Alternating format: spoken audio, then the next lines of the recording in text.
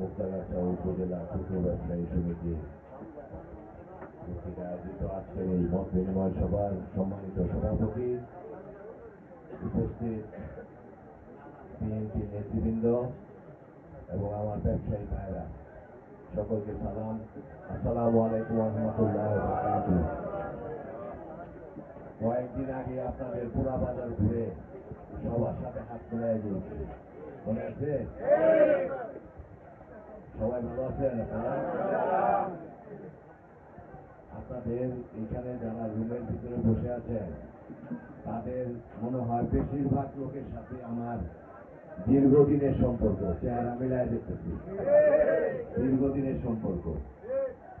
অনেকদিনই আমরা একসাথে চলি, একসাথে চলছি, ভবিষ্যতেও চলবো ইনশাল্লাহ। ভোট তো 5 বছর পরে পরে একবার আসবে, সম্পর্ক যেন চিরস্থায়ী থাকে, মৃত্যু পর্যন্ত যেন আমাদের সম্পর্ক থাকে, এটাই আমাদের কামনা হওয়া উচিত সময়। আপনাদের এই বাজারে যারা বিজনেস করেন, ব্যবসা করেন, যারা দেখছেন হইল ক্ষুদ্র ব্যবসায়ী, আমার কাছে মনে হয় আপনারা সবাই কেউই ক্ষুদ্র না, সবাই বড় বড় ব্যবসায়ী। সব বেশিরভাগ লোক এই হোলসেলের ব্যবসা করে, অনেক বড় বড় ব্যবসা। পানের ব্যবসা যারা করে তাদেরটাও বড়, সুপারির ব্যবসা করে যারা তাদেরটাও বড়, মাছের ব্যবসা করে যারা তারাও বড় ব্যবসায়ী। ক্ষুদ্র ব্যবসায়ী দেখাইতে দিয়ে এখন বড় বড় ব্যবসায়ী তাহলে মনে হয় ভালো হবে। আপনাদের এলাকার আসলে এই বাজারে ওই দিন হাইটা আমার যে জিনিসটা মনে হয়েছে, এই কথাটা আপনারা কেউ বলেন নাই বক্তৃতার মধ্যে।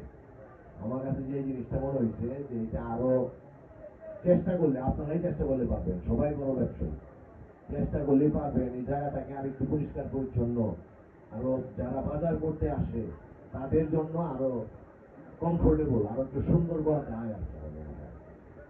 মুক্তাগাছা তো হইল ময়মনসিংহ যখন পৌরসভা হয়েছে, ময়মনসিংহ শহর যখন পৌরসভা হয়েছে, একসাথে মুক্তাগাছা পৌরসভা হয়েছে। মুক্তাগাছা একটা ঐতিহ্যবাহী জায়গা। আমরা এই মুক্তাগাছার ঐতিহ্যটাকে কিভাবে ফিরিয়ে নিয়ে আসবো, এটা আমাদের সকলের চেষ্টা করা উচিত আমার মনে হয়। একটু আগে যে জুয়েল সাহেব একটা কাগজ দেখাইলো আপনার ওই গ্যাসের লাইন, এটা কিন্তু আপনাদের সাথে বসে আগেও একদিন কথা বলছি। বর্তমান পরিস্থিতি তো আর বিএনপি ক্ষমতায় নাই। মোশাররফ সাহেব যখন গ্যাস আইনা দিতে পারছে, এই ছোট্ট একটা সমস্যা মোশাররফ সাহেব আইন দিতে পারবো না। এই ইলেকশনের তো নিয়ম করে দিয়েছে সরকার, কাউকে কোনো কমিটমেন্ট দেওয়া যাবে না, কাউকে বলা যাবে না যে ইলেকশনে আমাকে ভোট দিলে আমি এই কাজটা করে দেবো, এটা বলার নিয়ম নাই। প্রার্থীতা বাদ হয়ে যাবে। যারা এবার নির্বাচনের আইন কানুন বানাইছে তারা অনেক কড়া আইন কানুন বানাইছে। এর জন্যই আমি বলতে চাই যে আমাদের যে সমস্যাগুলো মুক্তাগাছায় আছে, আপনাদের বিশেষ করে এই বাজার ভিত্তিক যে সমস্যাগুলো আছে, এইটা আপনারাই সমাধান করতে পারেন। আপনাদের সাথে আমরা নেতৃবৃন্দরা সংযুক্ত হইলে, বা এলাকার মেয়র সংযুক্ত হইলে, বা এমপি সাহেব সংযুক্ত হইলে এই বাজারটাকে আরো সুন্দর করে গড়ে ওঠানো যাবে। সম্ভব না? আপনারা চাইলে এই যে বাজারের যে দোকানপাট আছে, এটা কি সরকারি জায়গা নাকি আপনাদের ব্যক্তিগত জায়গা? পুরাটাই সরকারি জায়গা। এটা লিজ দেওয়া নাকি ভাড়া দেন? ভাড়া দেন আপনারা? তাহলে ইজারা দেয়, ওইটাই তো ইজারা দেওয়াই তো বলতে চাই, যে সরকারের কাছ থেকে ইজারা নিয়ে আপনারা চালান। এর জন্যই আপনারা এটা মেরামত বা এটাকে সুন্দর করার দায়িত্ব আপনাদের না, সরকারের। এটা যদি পৌরসভার আন্ডারে হয়, আমার কাছে মনে হয় যেটা পৌরসভা ইচ্ছা করলে বাজারটাকে সুন্দর করে দিতে পারে। এখানে মুক্তাগাছার সব মানুষ আছেন, যে আরুন সাহেব যে কথাটা বললো, যে এখানে বাজার করতে তো সমস্ত শ্রেণীর মানুষ আসে, ছোট বড় ধনী গরিব সবাই তো বাজার করতে হয়, সবাই আসে। সবাই উদ্যোগ নিলে পৌরসভা কেন করে দিবে না, বা সরকারি ভাবে কেন এটাকে সুন্দর করে দিবে না? আমরা একটা মাথার মধ্যে একটা প্ল্যান রাখি যে আগামীতে যখন বিএনপি সরকার যদি ক্ষমতায় আসতে পারে, আপনাদের ভোটে। তাহলে আমরা মুক্তাগাছার সবগুলি জায়গা যেরকম আপনাদের এই বাজারটা সকলে যেন সুন্দর, আপনাদের বাজারে কিন্তু আমি দেখি মহিলারাও আসে, আমাদের মা বোনরা আসে না বাজার করতে। এই যে বৃষ্টির দিন হইলে তো কাদার জন্য মানুষ হাঁটতে পারে না। এটা আমরা সকলে মিলে সরকারের উপরে চাপ দিয়ে আমরা একটা সুন্দর বাজারটা করতে পারি, আমরা চেষ্টা করি। আপনারা কি চান নাকি সবাই আপনারা? আরেকটা জিনিস যেটা আমাদের মুক্তাগাছায় অতীতে ছিল, সমস্ত জায়গায় দোকান বা ব্যবসা করতে গেলে সবাইকেই সরকারি ট্যাক্সের বাইরেও আরেকটা ট্যাক্স দিতে হচ্ছে। এই বিগত 5ই আগস্টের পরেও আপনাদের এই অনেকে কমপ্লেন আছে যে আমাদের দলীয় লোকরাও কেউ প্রতিষ্ঠান করছে। আমরা কিন্তু ক্ষমতায় ছিলাম না, বিএনপি কিন্তু ক্ষমতায় না। আর যারা রাজনীতি করে তারা সবাই তাদের গার্জেন যদি ভালো হয়, তাদের আইন মাইনে চলা, নিয়ম মাফিক চলা বাধ্যতামূলক হয়ে যায়। আপনারা যদি ধানের শীষে ভোট দিয়ে আমি এইটুকু বলবো যে মুক্তাগাছা চাঁদাবাজি বলে কোনো শব্দ থাকবে না, এটা আপনাদের একটু কম ফেললে কিন্তু আমার কাছে আসতে হবে। আপনারা যদি মনে করেন যে বিএনপির একটা চাঁদা চাইছে এটা জানাইলে আপনার ক্ষতি হবে, তাহলে কিন্তু আমি সমাধান করতে পারবো। আমরা কেউ সাধু না, আমাদের ভিতরে ভালো মন্দের মিশ্রণ আছে। বিএনপি একটা বিশাল দল, এখানে বিভিন্ন ক্যাটাগরির মানুষ আছে, এর মধ্যে নামাজি মানুষ আছে, ভদ্রলোক মানুষ আছে, বেনামাজি আছে, দুষ্ট আছে, বিভিন্ন ধরনের মানুষ আছে। সবাই যে একদম সাধু, সব সাধুদের আপনারা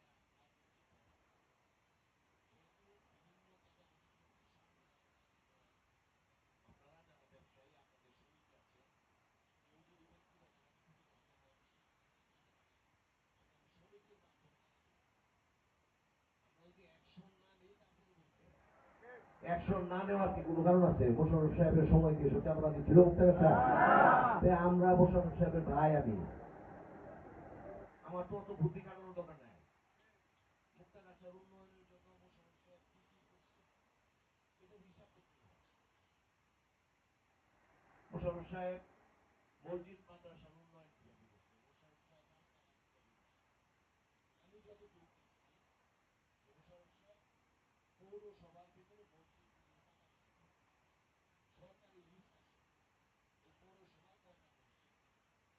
মোশাররফ সাহেব যখন এমপি মন্ত্রী ছিলেন তখন এই পৌরসভাতে আপনার যারা নেতৃবৃন্দ ছিল, যারা ওয়ার্ডের ভিতরে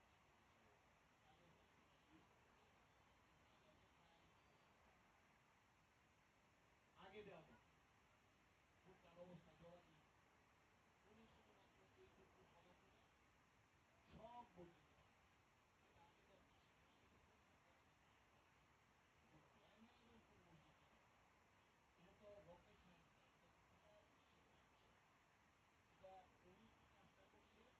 এইটা দেখলেই আমরা রাখি। তারপর রাস্তাঘাট প্রায়োরিটি কোন রাস্তাটা আগে করা দরকার, বাজারটা একদম নষ্ট হয়ে গেছে, কোন মন্দিরে আগে টাকা দেওয়া দরকার। উনি এরকম লিস্ট নেতৃবৃন্দদের কাছ থেকে নিয়ে উনি কাজ করেন। বিশেষ করে আমাদের পৌরসভাতে তো বেশিরভাগ রাস্তা পাকা। আপনার ইউনিয়নের যে কাজগুলি উনি করছে, ইউনিয়ন বিএনপি নেতৃবৃন্দরা ওনাদের ইউনিয়নের কতগুলি রাস্তা ওইটা তো দিছেই। এরপরে নেতৃবৃন্দদের কাছ থেকে জিজ্ঞেস করছে যে কোন কোন রাস্তা উনি ওই রাস্তাগুলি পাকা দিচ্ছে। আমরা এখন যেটা দেখি ইউনিয়নের মধ্যে মেইন রাস্তাগুলি যেগুলি সমস্যায় পাকা করে দিচ্ছিল ওই পর্যন্ত আছে। এরপরে যে ভিতরে ভিতরে রাস্তাগুলি পাকা করতে হবে সেগুলি কিন্তু আসলে যার ফলে আমরা এখন ইউনিয়নের ভিত্তিতে যে ভোট চাইতেছি, ভোট চাইতে গেলে বেশিরভাগই কাঁচা রাস্তা দিয়ে আমাদের যাইতে হবে। মেইন রাস্তা পর্যন্ত যায়, মেইন জায়গা পর্যন্ত যায়, বাদ বাকিটা কাঁচা। সব ইউনিয়ন দোল্লাতে আছে, আমাদের 8 নম্বর দাওগাঁও আছে, এটা যদি 17 বছর মোশাররফ সাহেব যেভাবে কাজ করে গেছে ওইভাবে যদি কাজগুলি হইতো তাহলে কিন্তু মুক্তাগাছার সব রাস্তা ইতিমধ্যে পাকা হয়ে যেত। আমাদের জন্য এটা একটা ভালো কাজ হতো। এটা ব্যবহার করে কে? ব্যবহার করে এলাকার মানুষ, মুক্তাগাছাবাসী। এই বাজারে আসে কে? এই বাজারে জামালপুরের লোক বাজার করতে আসে, মুক্তাগাছার লোক এই বাজার করে, তাই না? সুবিধাটা পাবে কে? সুবিধাটা পাবে মুক্তাগাছাবাসী। যারা অতীতে ছিল 16-17 বছর, আমরা যদি 96 সন থেকে হিসাব করি তাহলে 2026 সাল হয় 30 বছর। এই 30 বছরের মধ্যে 10 বছর মোশাররফ সাহেব ছিল, আর 20 বছর তো মোশাররফ সাহেব ছিল না। উনি 10 বছরে যে উন্নয়ন করছে, এই সামনে 20টা বছর যদি উনি এই এলাকার এমপি থাকতে পারতো, মুক্তাগাছার আমার মনে হয় কোনো রাস্তা কাটা থাকতো না। কাজে এরকম ভাবে উনি সব কিছু দেখে দেখে নেতৃবৃন্দদের সহযোগিতা নিয়ে, উনি নিজেও একজন বিদ্বান মানুষ ছিল, জ্ঞানী মানুষ ছিল, সরকারের সবচেয়ে বড় পদে উনি চাকরি করেছে, ওনার নিজেরও যথেষ্ট বুদ্ধি ছিল। এই বুদ্ধি খাটাইয়া উনি মুক্তাগাছা যেগুলি সাধারণ মানুষের জন্য প্রয়োজন ওই কাজগুলি করার জন্য উনি কখনো পিছু পাবেন। এরপরও এলাকার মানুষের অনেক সময় যায় মনে করাই দিচ্ছে যে আমগরির রাস্তাটা দরকার, আমগরির বাজারের মধ্যে এই সমস্যাটা দরকার, ওইটা উনি আর উৎসাহ হইয়া, আমার মনে হয় না কেউ ওনার কাছে যায় ফিরে আসছে, ধমক খায় আসছে বা কোনো রকম অসুবিধা হচ্ছে। উনি সবাইকে আন্তরিকতার সহিত ওনাদের কথাবার্তা শুনে উনি সমস্যার সমাধান করে দিচ্ছে। আমি যখন ওনার সাথে মাঝে মাঝে ময়মনসিং আসতাম, আমি দেখতাম আমাদের বাসা ভরা মানুষ থাকতো ওনার সাথে দেখা করার জন্য। কেউ রাগ করে বাসা থেকে বাইরে গেছে এরকম সংখ্যা খুব কম পাইছে। কেউ যদি বিয়া শাদীর সাহায্যের জন্য গেছে উনি সেটাও দিচ্ছে, কেউ যদি চিকিৎসার জন্য গেছে এটাও উনি করছে। এলাকার উন্নয়নের পাশাপাশি উনি অনেক মানুষের ব্যক্তিগত সমস্যার সমাধান করছে। এইটুকু জ্ঞান ওনার কাছে রয়েছে। আল্লাহর রহমতে আপনাদেরকে এইটুকু বলতে চাই, আগামী 12ই ফেব্রুয়ারি ইলেকশন, আপনারা সকলে মিলেমিশে যদি ধানের শীষ মার্কায় আমাকে ভোট দেন, ইনশাল্লাহ মোশাররফ সাহেব যেভাবে এলাকার উন্নয়নের কাজ করছে আমিও ওনার পথ অনুসরণ করে সেভাবে এলাকার। আর একটা কথা বলে বক্তব্য শেষ করব। আমাদের নেতা তারেক রহমান সাহেব ইতিমধ্যেই গত 22 তারিখ থেকে আমাদের ইলেকশনটাকে পরিচালনা করার জন্য 22 তারিখ থেকে কার্যক্রম শুরু করেছেন। উনি সিলেটের মাজার জিয়ারত করে কার্যক্রম শুরু করেছেন। উনি যতগুলি জায়গাতে যাওয়ার সুযোগ পেয়েছেন, বিকাল 5টার সময় যেখানে যাওয়ার কথা সেখানে গেছে উনি রাত্রে 9:30। শেষ মিটিং উনি করছেন নরসিংদীতে। মানুষ কিন্তু জানে, সারা বাংলাদেশের মানুষ এখন একটা জিনিস বুঝে গেছে, বিএনপি ছাড়া বাংলাদেশে আর কোথাও যারা এই এমপি ইলেকশন করছে কোন দলের বিরুদ্ধে আমরা বাংলাদেশের কাজেই তারেক রহমান এই বাংলাদেশের প্রধানমন্ত্রী হলে এই দেশের জাতীয়তাবাদী দল আওয়ামী লীগ উনি সেই জিনিসগুলোকে শেষ পর্যন্ত করতেছেন। অতীতে অতীতে 5ই আগস্টের পরে উনি ওনার সবগুলি মিটিংয়ে একটা কথা বলেছেন, সেটা হচ্ছে আগামী 12ই ফেব্রুয়ারি ইলেকশনকে বাংলাদেশের জনগণের সরকার নির্বাচন করবে। উনি তো আমগর থেকে বেশি রাজনীতি করে, তাই না? উনি যেহেতু কঠিন বলছে অবশ্যই সরকার করার উদ্দেশ্যে সরকার করতেছে। আমাদের সকলকে সতর্ক করিয়ে দিয়েছেন, উনি সকলকে সতর্ক করিয়ে দিয়ে